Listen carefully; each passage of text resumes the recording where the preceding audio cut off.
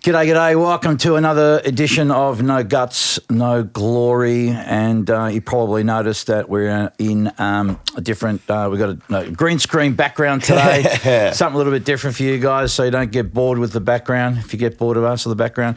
But I'm here with Bennett Ferguson, all-round badass, studio owner of Marshall Street Studios, one of my star pupils here at my little place, We're Deluxe here at your Mastering. studios, yeah, in lovely Brunswick. And the reason we've found ourselves here today is that we've just finished mastering the new Chloride Boss EP. Yep. It's banging, it's awesome, it's fabulous. And so we thought, so Ben was good enough to bring his rig down here, and so we could kill two birds with one stone. So Yep. thanks for the accommodation, buddy. Nah, thank you for having me here. It's always a pleasure to come through this studio. I'm sure every artist says the same thing, but it's fucking awesome coming through here. I've done about every artist. Most love it. Quite a few of them do. Quite a few of them do. But something that we brought up just before we jumped into that mastering session, which we're going to talk about here, payment. Let's talk about payment of business. One of the biggest problems of owning a studio, and one of the biggest frustrations I hear from people, is about getting paid. Mm-hmm. I have a very strict policy when it comes to payment, Ben, and that is it's COD, or as my friend Shawnee B would say, fuck you, pay me. So, you know, I know that credit is the way of the world and everyone wants to get terms, and but what happens though, this is what happens. This is the common pattern. People give terms because they get terms from their utilities companies or their phone company or that kind of thing. We are living in a world of credit, and a lot of people are living in credit constantly. The issue I find is that a lot of people will come with promises of this or that or the other, and when they get their stuff, then all of a sudden it's out of sight, out of mind. The dog ate their homework. You know, their girlfriend left them a UFO, fucking kidnapped them and, you know, snatched them. It happens. I get it. But at the end of the day, I can't provide those excuses for Mr. Bank, Mr. fucking Telstra, Mr. fucking, you know, utilities company and whatever. Yep. And people want to do the right thing because they feel like, well, I want to do the right thing by my client. I want to be understanding of them, and more importantly, I want to get the work. Here's what I think: if somebody isn't willing to respect you for your time and effort, and they're going to use you to subsidise their graphic artist bill, or their photographer bill, or their social media campaign bill, or fucking for their new fucking guitar pedal, or what have you, then frankly, you don't want to work with them because there's no respect to what you're doing. And so my method now, from getting something from Sony or a record label, which isn't often these days, but for those odd occasions, you really have no choice, and you got to like kind of bite it. And Yep. but you know, that is I'll factor in the price into that, knowing that I'm not going to get paid for a month or two or even three sometimes. Yep, we just did stuff with Interscope in the States, and that's like 3 months later. You know, and that's kind of how they operate, and you go into that with your eyes open, Correct. knowing that. But again, I'll price it accordingly. Correct. Call it interest. Yep. 100%. Major labels pay major label that's prices. it. You know, and yes, you could argue that. Well, at the end of the day, the artist has to recoup that, and yeah, they do. But I value my time, and people value you the way you value yourself. 100%. Yeah. Yep. So, And even I just want to, sorry to interrupt you there, jump back to something that you said previously that, you know, if these people aren't valuing your time, you don't want to work with them. I think that's the big underlying message that I think it takes people time to realize. Because I think especially starting off when people have just started a studio or they've just opened a business, you got to make fucking cash. Like cash flow is king. So there is that sense of fuck, you know, we've got to keep all our clients. You don't really anticipate that you want to push anyone away or not take on someone. But in going through it, that's exactly what you should be doing. Like if someone doesn't value what you're doing and they want to kick up a stink about the price or whatever, you like, by being in it for a couple of years, you go, fuck, dude, you don't want to work with them. Cool, go somewhere that's for other people that can handle your headaches. Yeah.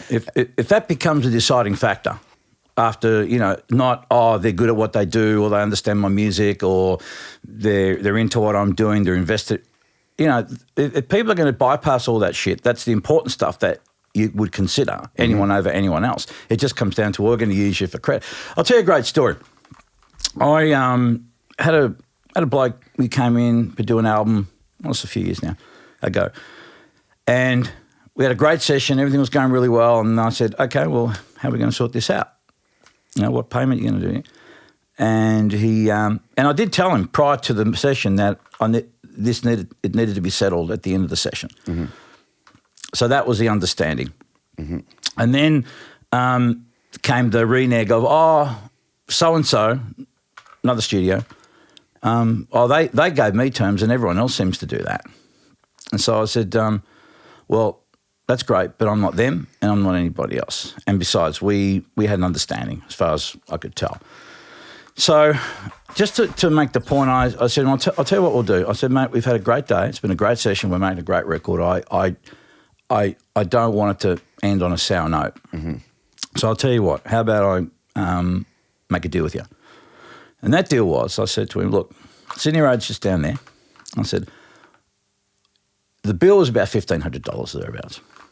I said, I'll tell you what, how about you go down the street to any store you want and see, because it's the first time that we had met. Mm-hmm. We'd only had one or two emails and a phone call before that. So why don't you just go down to Sydney Road and see if you can get $10 of credit for something. Just walk in and say, hey, man, $10. So if you can, we'll go. And if you can show me that you've done that, I'll give you 30 days. And he looked at me and he sort of, realised, I hear what you mean. I said, sorry. So fucking pay me. Yep, correct. And even the point you mentioned earlier, just because, music, I think there's a lot of kind of areas that get mixed in around it because music, most people who run studios or get into the game, they do because they fucking love music. So we do love the craft of what we're doing. So there is a little bit of that emotional pull in it. Sure. The other thing is that because it's not a tangible item, you're not fucking loading the car with it, then now there's these grey areas because people, like you said, people don't see they understand the value of where it is, but then it's when you go to put an actual price on it, then it's like, oh, is there wiggle room? Is this grey area? And we, like you, as mentioned that you see it, I've seen it a lot more than I thought I would through Marshall Street of people coming in, lowball and going, then they really want you to be a part of the project. Like, hey man, come this, we'll fucking take over the world. You can be my fucking manager and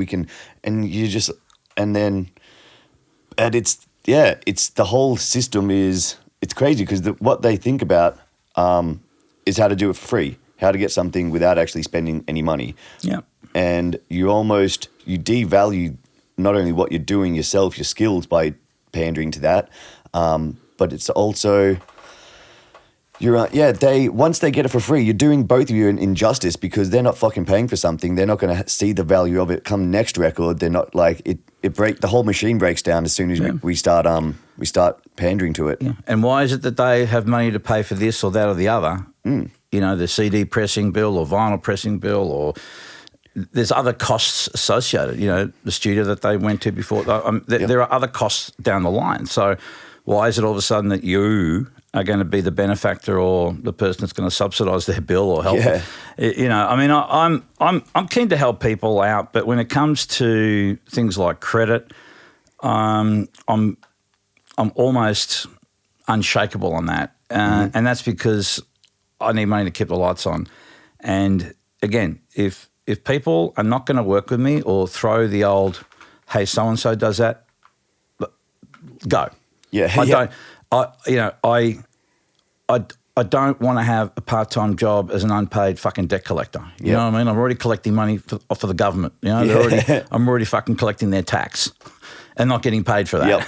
So I don't want an added, debt collector's fucking gig on the side, which is unpaid as well. Yep. Not to mention all the grief that it causes. So I think it's funny. A lot of people may get a bit of insight. I know when I first kind of started watching and following you on socials, someone who's at the level you're at, you'd think, or from an outsider, they'd think you don't see these issues, or this is when you get to a certain level, they're like, oh no, that's the fucking the glory space up there. Because you have worked on Monster Records before in big projects, like you're widely known. But it does. You still. Yeah, but I clean the toilet and take the rubbish out too, mate. Yep. You know, and I got to run a business, and I got a monthly nut to cover, and that life goes on. So that doesn't change, and it never will. Now, do you use contracts? If someone coming in, will you get them to sign any contracts or anything? No, Is it all... I think that it's, well, there's no contract required when you do the job, you get paid. It's a simple transaction. I don't think it requires that level of, you know, putting everything in writing and stuff like that. It's for me, only once was I ever presented. Someone came in with it, they wanted to do this contract, and I just thought, this is already, it was just too involved, and I knew straight away this is going to be more fucking trouble than it's worth. Because, you know, it's not to say they don't trust you. I mean, look, contracts are great and things in writing are great, but where it's appropriate. You know, in my world, you're coming in to master a record, you know, I'm not performing brain surgery, and you don't need to take a mortgage out to come here. So I think that in this day and age, you know, call me naive if you will, but a gentleman's agreement and a handshake is enough. And so far for me, thankfully, it's worked well. Yep. And I don't have problems with cash flow because it flows. Yeah. You know, but the young kids though who are starting out, they're fearful that, well, you know, it's like the whole peer group pressure thing. Well, if I don't do this or don't say that, then they're not going to want to work with me. They're not. And so if you're going to be acquiescing to people's demands like that, it's one thing to serve your clients. It's one thing to go above and beyond and do those things, but on your terms as well, you know, and with the resources you have and the energy you have. You know, if you know that you're going to do a job and there's a risk that you're not going to get paid, or there's something going on that you feel a bit awkward about it, and you know your bills are constant. No creditors, no fucking phone company, no electric company, no, you know, car registration fucking corporation ever buy into that, oh, look, I'm sorry you don't understand, but, you know, so-and-so didn't fucking pay me and I'm still chasing money. They don't give a fuck, mate. They just want to get paid. It's as simple as that. And you can go about it in a respectful fashion, you know, but just asserting yourself. You know, you don't have to be rude or pig-headed about it, but it's just, you know, that's the other thing too with mates. Sorry, just another thing with mates. When people, especially when it comes to friends, you know, when friends say, they expect, oh, come on, Ben, you're my mate. You know, you're like, yeah, well, if you were my mate, then you'd understand that. You're my mate, and I'd understand that if I came to Marshall Street and I wanted something done, then you know, there's the line. There's a line drawn, and all of a sudden, you can still be friendly, but now we're entering into a different negotiation, a different relationship in this instance. So, why, if anything, as your mate, I'd be more tuned in and more inclined to want to absolutely make sure that my dealing with you is fucking honourable and good and right, and I'll probably do more for you if you know what I mean, because you're my mate. Yes. Because you're my mate. Yep. In fact, that just sparked something. I remember watching Fat Mike from NoFX. He was talking about, because he started Fat Records, and back in the day when the band started to kind of get some traction, they got an offer from Epitaph. And what he did was he's like, cool, well, we can start our own fucking label, Fat Records. And he went to the band. He goes, guys, I'll match the fucking contract that Epitaph will give you. Now, Epitaph are a big fucking label. So the band, and that wasn't a case of, cool, this is what's on the table, I'll fucking beat. He goes, you know, I'm going to start a label. I can offer the band the same contract as Epitaph. Yeah. And one of the members was kind of like, oh, well, you know, why wouldn't we go with Epitaph then? They're already a big label. And then he was like, no, but that's the point. We're doing it with fucking friends. We get to make punk rock in fucking as buddies. And instead of Epitaph making money, your friend's going to make the money who runs a label. Yeah. And they're like, fucking sweet, let's do it.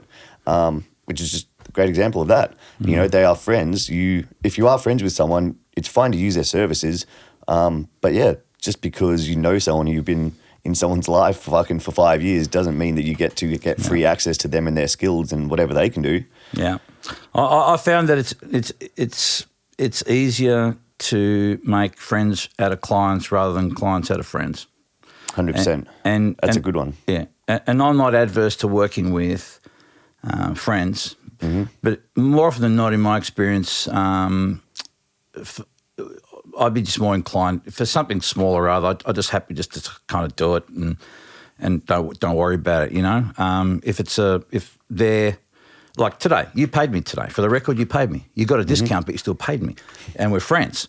But you know, you're running a label. You got an artist. You're doing your thing, and so you know. And again, the friendship part is reflected in the thing of, okay, I'll give you a discount, but I'm going to give you my all on the day, and I'll make sure afterwards everything's okay. And because you're my mate, and the same with you. And I do that with it. Yeah. Because you're my friend, like I didn't want anything loose in it. It's not like, fuck, I still owe Tones fucking money, or hey man, can I get you down another $20? Yeah. It's cool. This is that. Here's the fucking cash. Let's do the job. Everyone wins. Yeah. You know. So yeah, mixing friends and business. I think it's a good thing, and it can be done, but it requires communication. Yep. And clear communication. And it requires also a degree of, you know, empathy for the other person, you know, stepping in the other person's shoes. Definitely. And understand that, you know, because that's, you know, when you understand their position or they run a business or then you're going to come to the table with, you know, I think with better intention, and you're going to do better things together. So, yep. And even, and just setting out clear expectations of both parties. You know, it comes back to the communication, just being super clear and super open. Again, you don't have to go about it in a fucking aggressive or in a cunt way, but it's setting up expectations of both parties. Hey man, cool, I'm going to fucking do this track. This is what we're going to do. This is how much it's going to cost. These are the time frames. This is where I'm coming from. The more you can just communicate things in a proper manner, everyone sees the plan. Then all of a sudden, if something doesn't go to how you discussed it, now you can have that conversation. Hey man, we said it was going to be this much. You said you'd pay by this date. You know, we were clear about everything going in. Yeah. Is there something that's come up? Can we talk about it now? Yeah. Well, as I said, when you walked in, man, even you know, like today we squared up, and sure enough, you did. Right there. Yep. So thank you again, buddy. No, thank you. Appreciate that. And so yeah, it's just but I think most people, when your boundaries are clear and you have this sense of self-worth of who you are and valuing yourself and your skill, and other people are going to value it. You train people how to fucking treat you. Yep. And what you tolerate, the behaviors that you tolerate will indicate how people treat you. Yeah. Like if you put up with people who treat you like shit, and if you tolerate that sort of behavior, that's the behavior that people are going to treat you with. Yeah.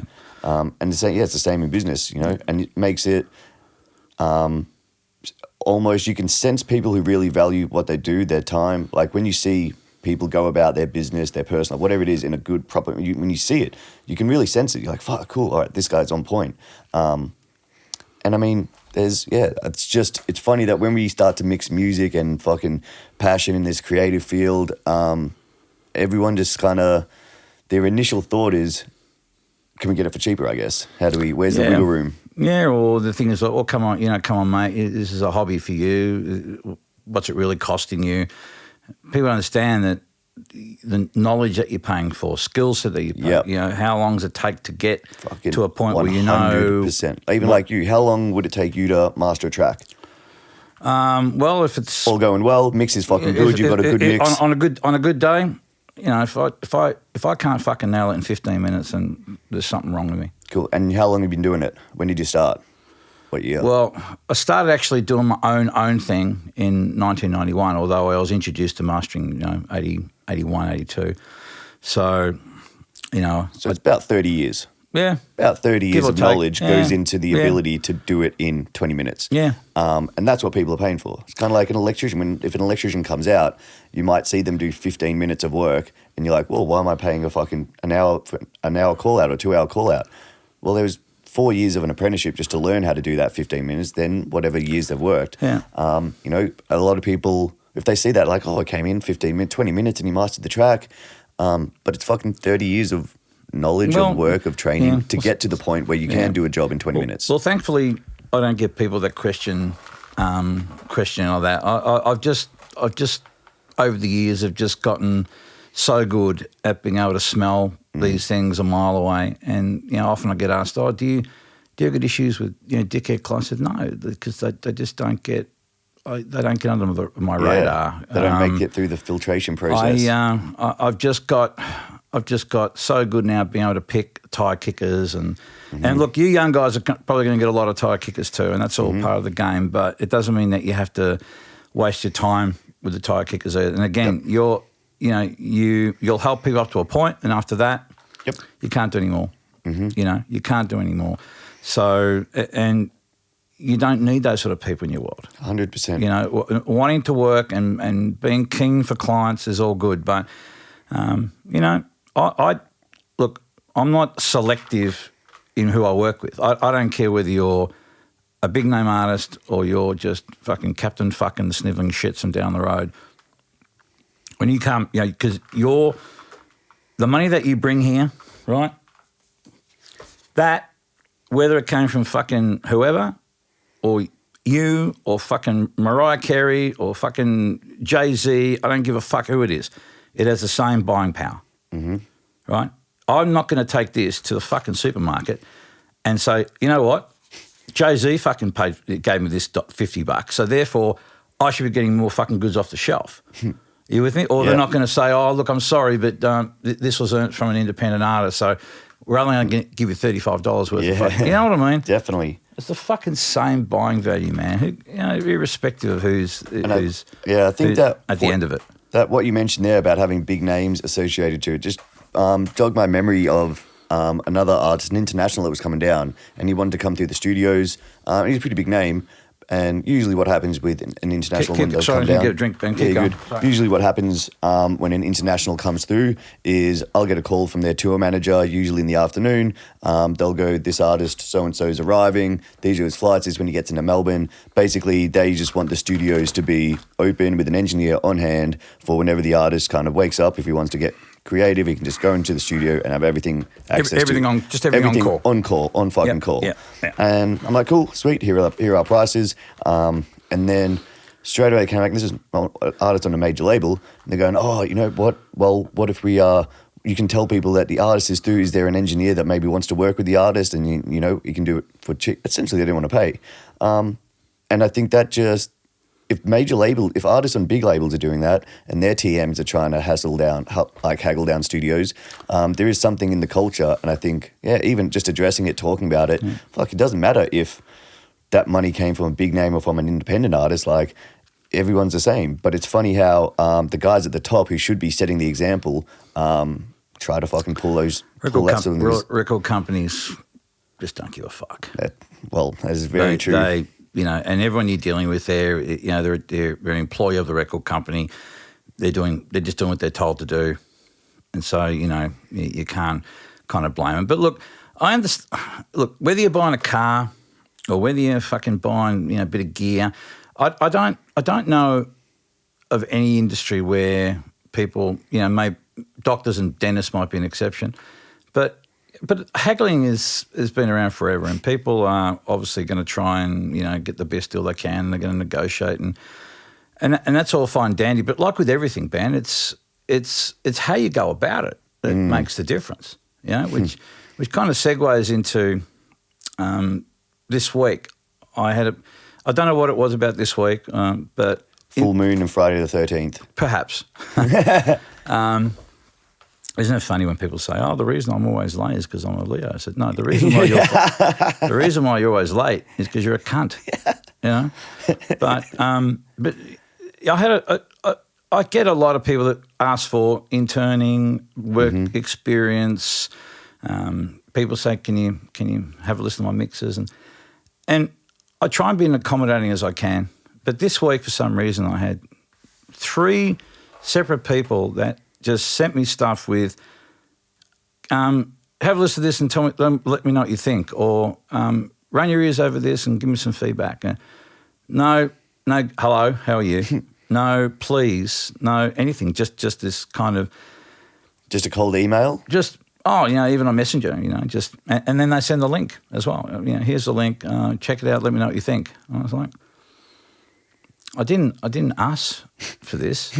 I'm not out there in the world to be Everyone's fucking consultant. I mean, I, as part of my business, I'll do a consult. As a consultation, there's no obligation to work with me, but it's not an open invitation.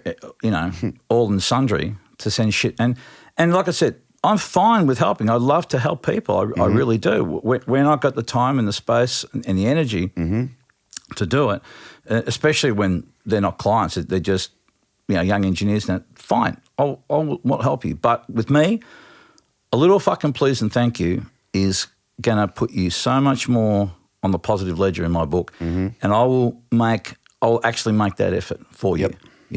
It's just common courtesy. Yep. And so I'm not going to start on this fucking thing of like, oh, the kids are today and blah blah blah. Most kids are great. In fact, they're awesome. This generation of kids are fucking amazing, and I think the world's in good hands from what I see, because I deal with a lot of kids.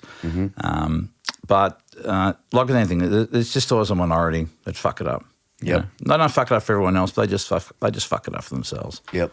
And even 100%, and I've witnessed that of artists come through that you've helped out or gone above and beyond because they were courteous, they were nice. And it creates that feedback loop where you want to help them. And even we've got a guy who comes through our studios, Justin, old Juzzy. He did work experience for us, or he was doing work experience. He's doing 1 day a week about 4 months ago or something. We just got on well, liked him. He's super appreciative about the time we give him. He loves learning. His work experience is done. In fact, he's changed schools. He doesn't even go to that school anymore. He still comes in once a week. Like, he just kept rocking up. And we've had other people who, they don't even make the phone call to try to get work experience. Their mum does, or their dad does. Yeah. But, with Juzzy, he called up. He's always on time. He was super. He's like, man, I just want to be around. He does. He's only 16, did everything right. And look what happens. He now continues to have a relationship with the studio. He comes in once a week. Under no obligation. We don't have to have him in there. No, of course not. But he loves learning. He shows that he's appreciative of our time. He loves learning. He loves being in the place. He, gets on well with the staff. You do all those little things right. You're not a cunt, please and thank you. And then and you will go out of your way to try to help him. It just seems so simple, doesn't it? But for some people, it's almost too much. It's too hard. My favourite is dealing sometimes with people that do an audio course and they spend $40,000 and they've got a diploma. And I take my hat off to people that can study and do full-time study, because I couldn't. I don't have the patience. I've never been a study person, but anyone that can dedicate themselves and be disciplined enough to do the classes and the lectures and the homework and the assignments, hey, hat off to you. But that little bit of paper that you get is not guaranteeing you a gig.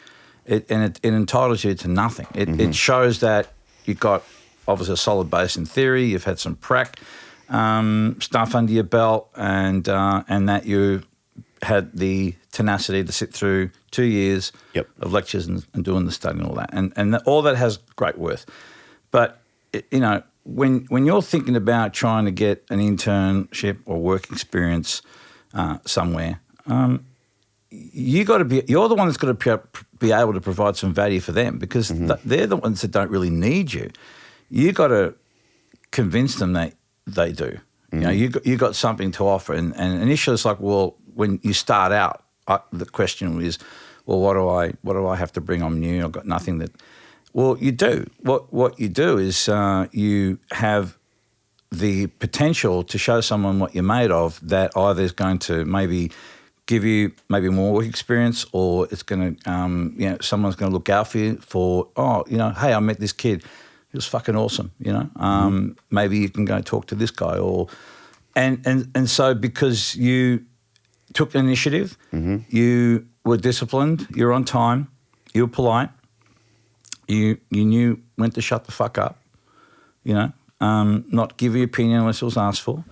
And even if you wanted to give an opinion, then just go about it the right way. Yep. Like just wait for your, wait. Yeah, wait for the appropriate time. The amount of, and don't be fucking on your phone all the time. the greatest fucking learning for me was observation. I learned a lot, and I didn't even touch any fucking gear. It was just the patterns and noticing how the session was run, and seeing how the interaction between the engineer and the client and the dynamic and the communication and all that. And that was, you know, I was so grateful early on that I also got that service aspect drilled into me. Yeah. And I learned a lot just from watching. I didn't even touch a fucking knob for God knows how long.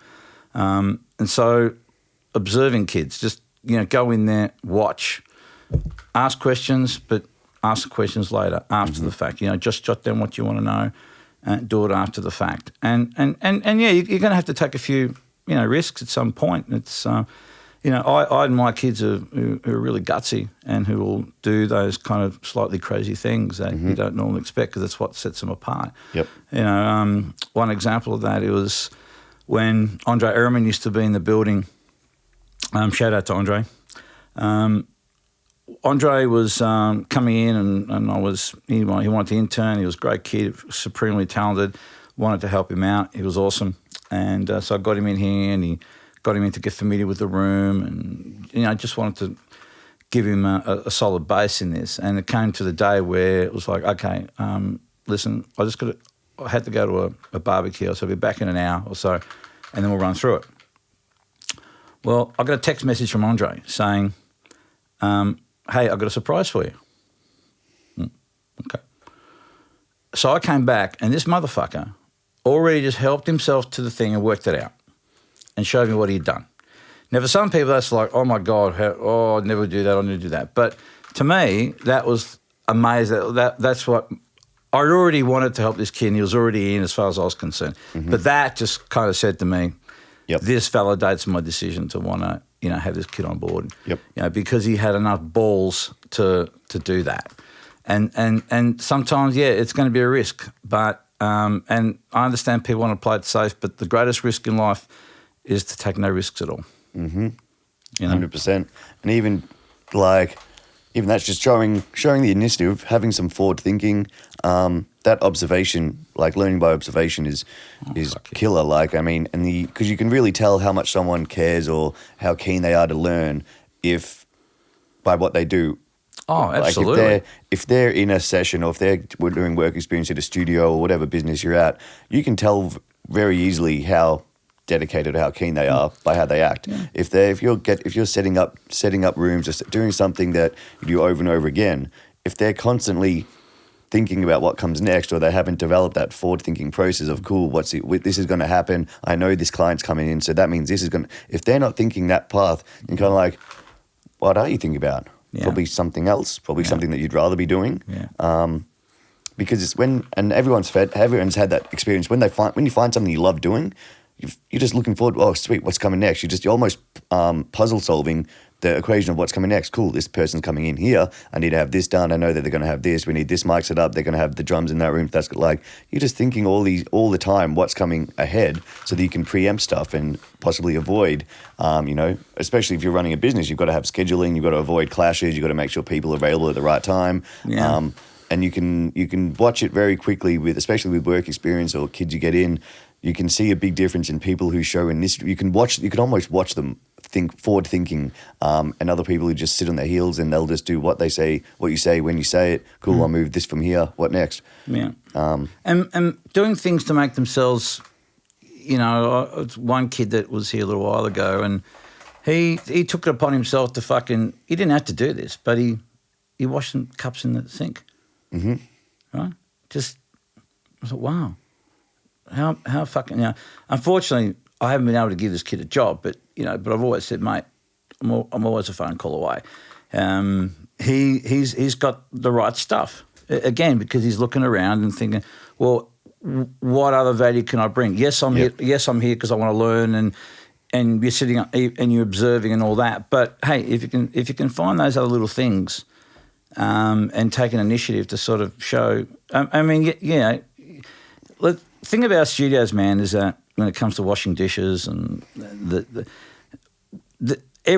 everyone has to fucking do their share, you know? And the guys here, it's the same thing. I don't have to ask them, do this or do that. They clean up after themselves. They make sure the place is tidy. They do all that stuff. So, so for a work experience kid to straight away take it upon himself to do little things like that. You don't have to be in the sink all fucking day. Yeah. You know, if you walk past and you see something and you've got a minute and those things don't go unnoticed. 100%. They don't go unnoticed. Yep. So, anyway. Yeah. A little more advice there for the perfect. for the fucking. Another thing is just kind of having patience about stuff. Like, oh fuck yeah. And I mean, even this podcast, like you did a talk at NMIT. It's really this what kind of stemmed us doing stuff together. You gave a talk. I had a mixtape on me. I wanted to show that to someone who I deemed to be higher than me in the industry. Didn't come in right hooking, asking this, can you master it this cheap? Or I just was no expectations. You put it in my hand and that's it. You put it in my hand. But then we, developed a relationship, a friendship. You then mentored me. And then now, like, 3 years later, we run a podcast. Like, that's how things naturally unfold. Everyone's like, if I'd run into you that day after, like, hey, Tony, let's do a fucking podcast. I want you to do this. You would have been like, all right, so another. Yeah, all right, thanks. Yeah. Good on you. Thanks, mate. Appreciate it. Yeah, exactly. So just having patience and, doing all those little things right, because you're right, it doesn't go unnoticed. And if you're continually doing that day in, day out, you're doing the little things, you're forward thinking, how can you better yourself? Not only that, but you're going to be getting better at your craft the whole time as this. Oh, shit, but if you're constantly developing yourself and watching people who are doing what you want to do, why are they doing that? What's he anticipating for the reason for them to do that? And then just have patience, trust the process. In a year, you'll be better than you are today. In 2 years, you'll be further. And you just keep going with it. Without question. Look, when I was younger, I was impatient too, and I wanted things to happen really quickly. I think that's just all part of being, young and exuberant and passionate, and I get that. And personally, I'd rather be with someone who is really fucking driven, that someone you have to rein in a bit, than someone you got to fucking like. You got to, lifting up fucking deadwood, But it's true. It as cliche it all sounds, it is time, and it is the old proverbial journey and the process, and what you learn along the way, and the relationships you build along the way, and the skills that you build along the way. Because let's face it, let's just say everything did happen as quickly as you want. Then what? Yeah. Then what do you got to look forward to? What is there after that? You'll be over it. Yeah. And you'll be done. And so all things that we value usually require, an effort, some sacrifice, dedication, cost of whether it's money, time, that sort of thing. There's no. I think anyone that is able to trying to take shortcuts all the time and think you're being efficient, you're not. It doesn't mean you've got to always go around the longest and hardest way and make it harder on yourself than necessary. But by the same token, there is you can't force a flower to bloom. You can set some conditions maybe, but it's like fruit, man. The fruit that ripens on the tree naturally takes the longest, needs more work, but that fruit is so much sweeter to eat and enjoy than the stuff that is fast-tracked. It gets there sooner and it's there and available, but you can tell the difference, and that's why that organic stuff is worth more than the stuff. And coming back to the point you made at the start about tolerating other people's behaviour, like I'm now at a point I've got no interest in working with people who want to take shortcuts. And I can see very easily if someone's in the agenda that they're putting together, if it looks like they're cutting corners, I'm about doing things properly. Because it just it tells me about you by your behaviours. If you're putting in shortcuts, it means you don't actually care about the process. You just want to get to the finish line. Yeah. And there is no finish line. The finish line in life is death. So let's enjoy the process of making music. Unless you're a Buddhist. Well, yep. But it's sorry, yeah. mate. No. Didn't mean to derail you with any No, you're anyway, good. Sorry, mate. But once again, yeah, Ben Ferguson, fucking rudely speaking, while I'm interrupting. I got to pull. Yeah, I got to. Anyway, sorry. Perfect. Mate. But no, it's like if you, taking shortcuts. It's no one who has done it is interested in playing with people who want to take shortcuts or cut corners or do things half-assed. Like, the only people you're kind of impressing is the fucking losers below you. Like, the guys, big guys, they don't tolerate that stuff. No, no. And look, don't mistake efficiency for a shortcut. Correct. If you can do things more efficiently, or you find a better way to build a mousetrap, but still build a solid mousetrap. Yeah, and you watch it, you see whether it's artists or businesses.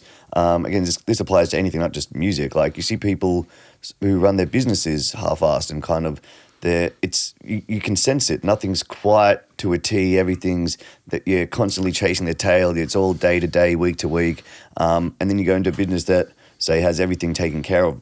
They're thinking 6-8 months in advance. As a business, these guys, big businesses will think 12 months in the future. What's actually getting actioned out and carried out day to day was the effect of 6 to 8 months previous planning. Yeah. And then you can go into another office of someone who's just running everything by the skin of his teeth. Each day he fucking wakes up and he's got to see what he missed out in the day before because there isn't the proper foundations in place. He hasn't actually put the plan together. He's more interested in getting to the finish line than the actual process. Although what I find interesting, I'm a believer in planning things out and having some sort of a roadmap. But interestingly, for me, quite often the best laid plans I've ever had didn't always work out that way. I mean, they did, but the way I got there evidently changed a bit. So I've had to learn to be flexible, but still, although I still believe we're all winging it, man, and I'm still winging it.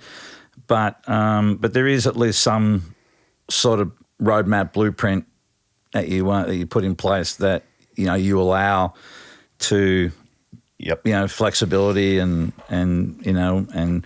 for the possibility of it being changed and adapted in accordance to the things that come up because so often things come up you don't expect, and that's life. And the more comfortable you could be with uncertainty, then the more successful you're going to be. So, but fundamentally, I agree. I think when you go out into this, man, have a plan, have something mapped out, have a structure. Start with that, and just allow for tweaking as you go along for those situations that you couldn't have predicted, or and it's all part of your learning curve. 100%. And the value of having a plan up front is huge. And I mean, obviously, the more you go through it, the more you see that plan maybe isn't always the way you get there. But what's important is that you put that plan in place at the start, that you had the knowledge to go, cool, I need to plan out this journey. I've got the steps. Like the only difference between a dream and a plan is sequential steps to get there. You're like, I've got these huge dreams. And a timeline. Cool. If you have a huge dream and you build out steps and what you're going to do day to day from today, tomorrow to 6 months to 12 months from now, what you're going to do each day to get there, that's no longer a dream. That's a plan. You're now just executing on that. It may waver. It might change from day to day. You might get something that you didn't anticipate because usually we're going through, at the end of the day, we want to grow and learn every day. You're the mastering engineer you are now, you weren't that engineer 30 years ago. You hadn't gone through the things you needed to be. I'd even go as far to say that I'm not the same as I was last year. Yep, perfect. And because that's the journey. You know? Yeah. I mean, the change may have been smaller. It's like with anything. There's always a very steep learning curve in the initial stage, and then you get to a level of where you're consciously competent, and then it sort of plateaus out. And then those improvements take a little longer, and people kind of think, "Oh, fucking hell, mate, why am I moving any faster?" Or why am I improving? Because they expect that rate of acceleration to continue, and it's just not feasible, and it's just not it's just not viable. You're not going to be able to keep up with it. It's just it's way too much.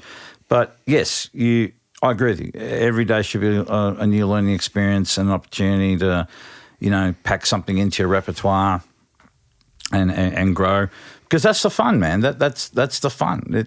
Like I said, if you got to a point where you feel you've got it down, then that's a slippery slope. It's time to either move on and let someone else in, or really reassess. Like, hang on a minute, like, really, why am I doing this? What's it all about? What is my purpose in doing all this?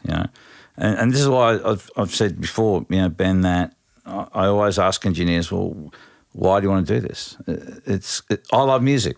Great, that's cool, but there's got to be more to it. There's got to be more, something that's got to be outside of you as to the purpose of why you do it.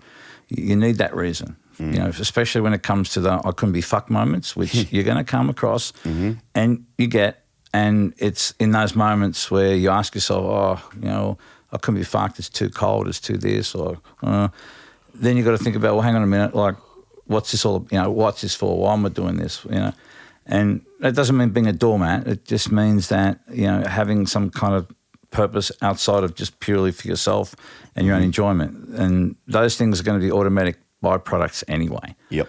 You know, but you need something bigger than yourself, whether it's, you know, because you want to fucking help people out, or you're serving community, or, you know, you're there because you want to solve, you know, I'm here to solve people's fucking problems.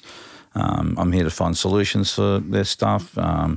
Whatever. It's got to be more than just, I fucking love music and I just want to do it as a job. Yep. Anyway, another bit of 2 cents for you. No, I like it. I think you're spot on. I agree with it 100%. So what's been happening down at the Marshall Streets, mate? Down at Marshall Street, we got an album starting this week. There's some guys coming in, All We Need. They're doing an album. Pre-production starts tomorrow. Should be sick. So that'll be probably a month spent with them. It'll be good. Get to see a project album from start to finish. It's always good when we get to be involved with the pre-production as well, which is... And how are they going to pay you? In Australian... Actually, it's already paid. Oh, wow. Not in total, but as to our terms and conditions of what bookings we take for that. Yep, they're paid. It's locked in. You don't get to lock a date without making a payment. But it's good to be involved in the pre-production side of things, which is really just construction the track so that they're in the best possible shape to record them. A lot of people, it's a very overlooked thing, pre-production. Oh, hugely. And I think it's a lot of artists don't know, haven't heard it. It's not a term that fucking major artists say, but everyone uses it. Like, I guarantee the biggest albums and biggest bands you listen to, their tracks got worked before they recorded them. And it's not to say that anyone's tracks are bad. It's purely just, hey, let's have another set of eyes over your song. You know, is this chorus too long? Is it doubled here? Should we just add in this melody? Let's planning.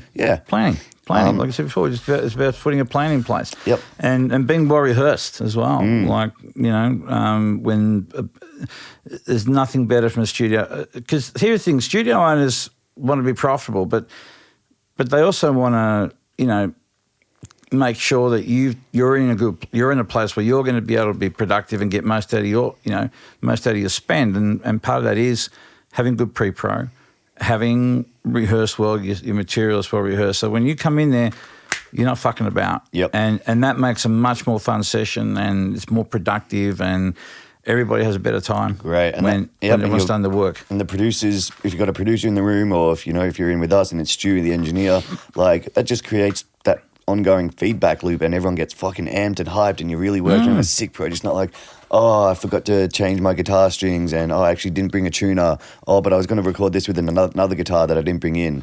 It's like, well, why didn't you bring that in? Yeah, absolutely.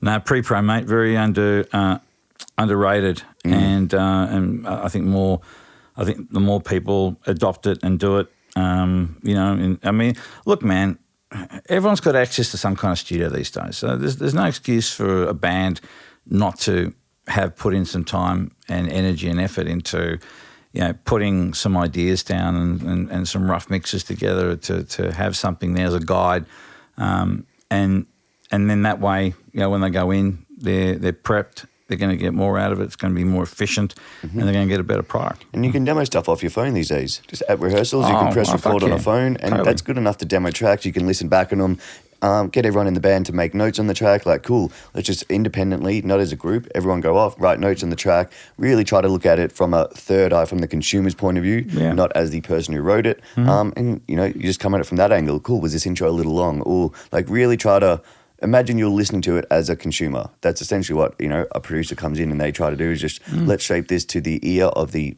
consumer. What's satisfying for that? If the intro is super fucking long and you don't get to the chorus, or if it's a pop track and there's, you know, and you don't have a good hook, then there's all those little things that, just having another set of eyes and ears in the room over your songs just means there's probably less chance for it to make it to the end product, and there still be elements missing or slightly in the wrong place. And again, it comes back down to what you actually want out of the band. You know, if you're doing it for enjoyment, and it's something you do for fun, and you just purely want to record some stuff to show your kids, and then, it doesn't matter. because that's what you want it for. If you're a band and you're gonna have the audacity to say, there's going to be radio and we're going to be big, I'm going to use this to start my crew. All right, well then now there's some parameters we have to play between. If you do want this to build an audience, this is to go out to sale, you want this to do fucking numbers on Spotify. All right, well there are some things in place that you'll need. There's certain things people just get used to hearing in songs, whether that's the structure, and if you do want your track to go well on radio, if you want it heard by the masses, or you want it to be playlisted on Spotify, and you've got a pop track and it goes for 9 minutes and you've got one hook, it's probably not going to fucking be in there. Yeah. Yeah. Well, this is probably for another podcast because we'll sort of have to wind it up soon. But believe it or not, there's actually these common themes that have made records hits, like in terms of length and BPM and subject matter, and there's actually interesting that they're actually finding that there are these kind of formulas or certain things that seem to be shared, irrespective of whether it's the pop market or the country market. So I'll send you that link. I'll find that thing. I'll send you the link, and maybe we can link it into the thing below for people to have a look at. Yep. But that's the entire whole discussion. I mean, not that I'm a songwriter's asshole, but it's an interesting discussion. Yeah, definitely interesting. Nonetheless. So yeah. All right, buddy. I think that's pretty good today. I think some good takeaways of that for people kind of getting into their own business, starting studio engineering. Yeah, get paid. Get paid. You're not, a lot of people, feel awkward. You're doing exactly what's asked of you for you to ask for payment. Like, in no way are you being a cunt by asking for payment for you doing your service. Everybody else seems to have no problem putting their hand out for, again, fair day's work for a fair day's pay. Yep. Nothing wrong with that. It's your motherfucking birthright. All right then. Well, thanks very much, buddy. Thanks for bringing the rig down. And good to be able to do it in here. Perfect. And yeah, it's nice that we can, maybe there'll be some other place we can go sometime. Yeah, we can take it on the road. And do that sort of thing. So that'd be fun. And to that. Just to that friend of mine who was inquiring as to why I'm doing another podcast when I find the time, I do this the same reason my dog licks his balls, because he can, and I love it, and it's great and it's fun, and you always make and find the time for the things that you want to do and you love to do, man. That you do. Everyone's always quick on. I can't, everyone's so quick to find reasons why they can't before they even give it a fucking shot. And of course, if you're not feeling something, then if you're not really feeling something, then of course you won't. I get it. So find that thing that turns you crank and get a start. Yep. That's all I've got to say. That's it. All right then, guys. Well, thank you, mate. Thanks again, Ben. Thanks again, everyone, for watching and listening. Thanks, Tones. And just our email again, buddy. For No Guts, No Glory podcast @gmail.com. They can get us at No Guts, No Glory podcast on Facebook and Instagram. Any topics, questions, stuff you want talked about in the industry, could just be comments. Yeah, anything at all. We welcome them all, and we'll do our best to try and give you guys the input and content that you that are looking for, or at least our version of events anyway. Yep. So, all right then. Well, thanks everyone. Have yourselves a good one. As I always say, please be nice to each other, but more importantly, be nice to yourselves. We love you guys. Mwah. We'll see you next time. Done. Thank you. Adios.